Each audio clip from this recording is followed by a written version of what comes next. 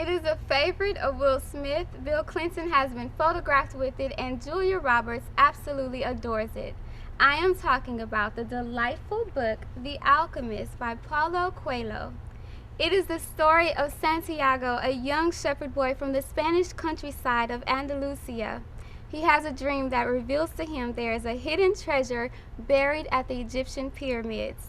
His simple life is suddenly torn in two. A part of him wants to go searching for the treasure, and another part wants to continue his easy life as a shepherd boy. There is a part in the book where Santiago encounters the alchemist. He's seeking wisdom, and he has one question for him. He asks the alchemist, "Is that the one thing I still needed to know?" "No," the alchemist answered. "What you still need to know is this. Before a dream is realized, the soul of the world tests everything that was learned along the way. It does this not because it is evil, but so that we can, in addition to realizing our dreams, master the lessons we've learned as we've moved toward the dream." That's the point at which most people give up. It's the point at which, as we say in the language of the desert, one dies of thirst just when the palm trees have appeared on the horizon. The Alchemist is a must-read. Whether you're the person that is at home day in and day out asking, what is my purpose? What is my calling? What am I supposed to be doing here? Or you're the person that knows their purpose, sees their dream, has a clear vision, and you're on your journey encountering challenges and obstacles along the way. Or you may be the person that is fully living a passion-filled life day in and day out. This is the book for you.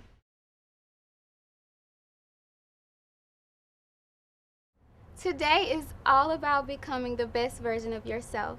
I have an extraordinarily talented guest who has done just that. He will discuss his journey from going through life unconsciously to encountering a crossroads. That crossroad has resulted in him taking a huge step of faith. He is now fully living a life doing exactly what he was born to do. He's truly living a passion-filled life. Please welcome the creator of House Rules, the most talked about, funniest Super Bowl commercial of the year, Mr. Joel De Jesus. Hello. Hi. And thank you for having me. Thank you. This is truly a pleasure. While you were working, interpreting your language and working at your job, what was that burning desire that you had? I wanted to do film. I wanted to be a writer and director of films. And I found myself gravitating more towards that, and eventually I took the leap. Tell us, how did you go? You're translating at your job, took this huge step of faith to the Super Bowl. Like, please explain that to us. Unfortunately, I didn't find out about the commercial contest until 2 weeks before it was over. So I had 2 weeks to write a commercial, come up with the concept, shoot it, edit it, everything. You had never done a commercial before, right? No. So how did you come up with this idea? Like, how did you know within 2 weeks, someone who has not had that experience, to come up with the idea, shoot and edit? Where did this all come from? Your colleagues, or how did you come about? I'm very good with comedy and suspense. So I knew the comedy, I definitely had that down. So I went on YouTube and started watching other people's commercials and started studying what it was that made them work. Okay. And then I applied my own twist on it. You did the whole process. You entered the contest. But how did you win? I'm sure there were, thousands upon thousands submitted their videos. What do you think set yours apart? It was 4,200 commercials that were submitted. Oh my gosh. And out of 4,200, I was one of the 6 finalists. The concept, I think, was very funny. I chose a concept that everybody can relate to, and it's the first date that every guy at some point in his life has had, that he goes, and all the weird things that can happen on that first date. So there was one thing that your commercial did not have that the others had, and you didn't realize this until after the contest. What exactly was that? I was the only commercial that didn't actually even show a Doritos bag. He didn't have everything in line when he started this journey, but he knew he had a desire, he knew he had a passion, and he trusted that his natural instincts, and he trusted his abilities and innate talents, and he took a step of faith And there you have it. The Super Bowl commercial, even without a bag of Doritos in the commercial, he still landed in the top 6. So thank you very much. This concludes our best version of self.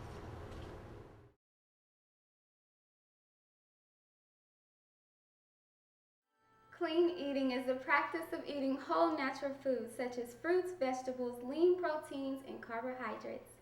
We are going on a culinary voyage to Asia. Our guide is Chef to the Stars, Shannon Fowle. She has been a personal chef to Hollywood screenwriter Michael Crichton. She has received praise for her original menus and cutting-edge presentations from the likes of Sir Paul McCartney, Kelly Preston, and Forrest Whitaker. Hi Shannon, how are you? I'm good. Great. I am so excited to be here. So am I. What are you preparing for us? Well, we are going to be preparing Okay. vegetarian Asian spring rolls Vegetarian Asian spring rolls. Okay. with a spicy peanut dipping sauce. Okay, Shannon, tell me about these lovely ingredients. Well, first we have green tea soba noodles, which I prefer to use over white rice or white flour, just because they're made out of buckwheat flour. Okay, and buckwheat is better than the white flour. Buckwheat is definitely better. It's healthier. We've got radish sprouts, organic shredded carrots. We've got fresh mint leaves, fried shallots, red peppers, organic baked tofu, and fresh chives. Okay, so what I'm doing here is I'm taking this rice paper and I'm just wetting it so it will soften up a little bit. Okay. It'll do that as we're rolling. That. So I always start with mint leaves. Put them face down because when you're rolling, you want them to show on the outside. Put some noodles down, and you don't want to overfill it, otherwise you won't be able to wrap it. Okay. And since these are kind of crunchy, these could actually tear the paper, so I put them down so they kind of go into the noodle, the fried shallots, and then I cover it with 2 pieces of tofu. Guaranteed it's not going to rip. And then for color, we'll put these a little kind of along the outside so you'll be able to see them, Okay. as well as the carrots.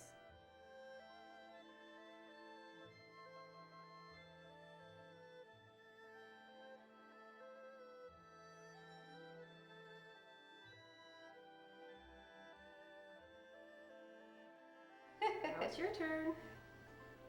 Yep, put that in the water. Okay. Wonderful. Okay, so we have this And then just center. throw some noodles down. Just a little bit.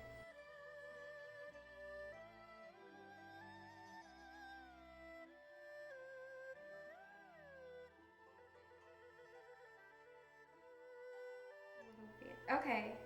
Is that it? There, look at it. Oh my They're gosh. identical. Here you go. All Now- we do is take 1 tomato, some fresh lime juice, cilantro, ginger, soy sauce, and I prefer to use agave nectar rather than honey, and enjoy. Let's see.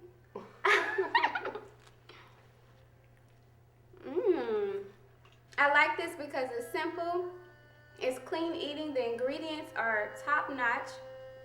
And again, the most important thing is simple, because when we're in our lives and going to work and going to pick up the kids or this everyday life, we always think clean eating is, it asks for too much, but it doesn't. As we see, we've made this in a very short amount of time. Thank you, Shannon. And that's our clean eating.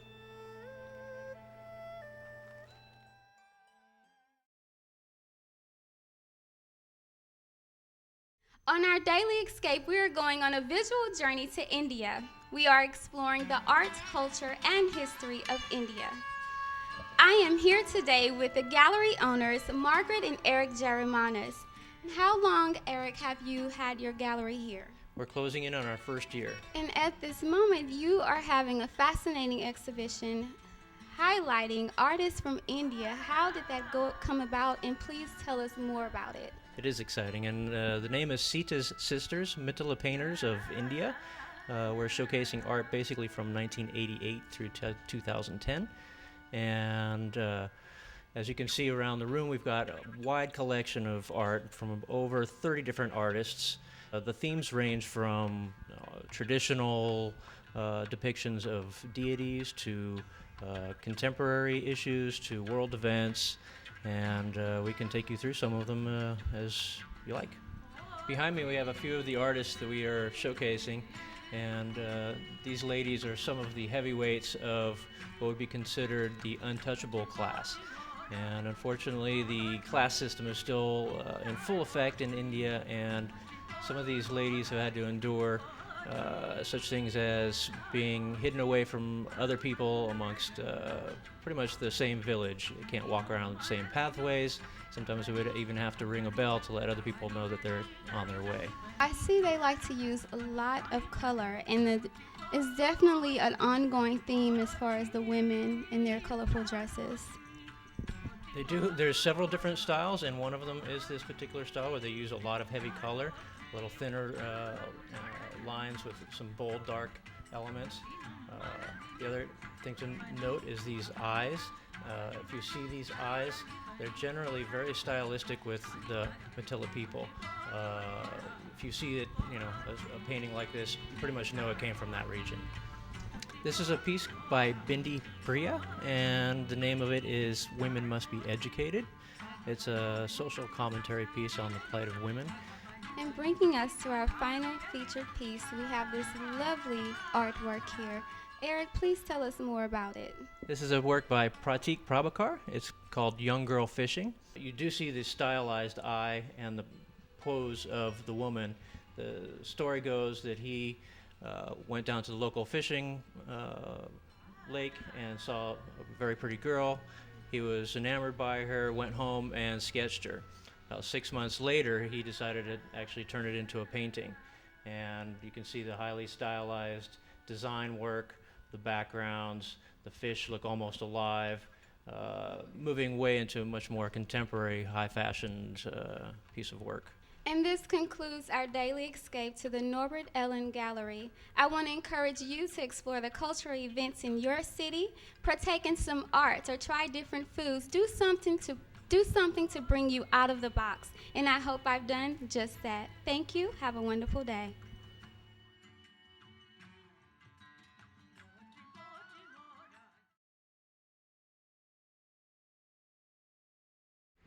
This concludes the Carlon Show, but before I leave you, I want to encourage you to get out of your comfort zone.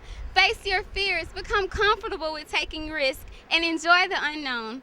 I can't encourage you to take risks without me taking risks, so I'm going to hop on a motorcycle and explore the canyons. In the wonderful words of Mark Twain, dance like no one is watching, sing like no one is listening, love like you've never been hurt, and live like it's heaven on earth.